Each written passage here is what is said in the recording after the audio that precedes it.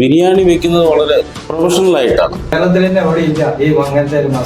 കാരണം നമുക്ക് ഈ ഒരു ഫേസിൽ നിന്ന് ഇത്രയും ഒരു എക്സ്പീരിയൻസ് കിട്ടാൻ വളരെ കുറവാണ്. 100% പെർഫെക്റ്റ് ആണ്. സ്റ്റുഡൻറ്റിനോട് ആൾ പെരുമാറുന്നത് അത്രയും ക്ലിയർ ആയിട്ടാണ്. നല്ല എനർജറ്റിക് ഒരു ചെറുപ്പക്കാരനാണ്.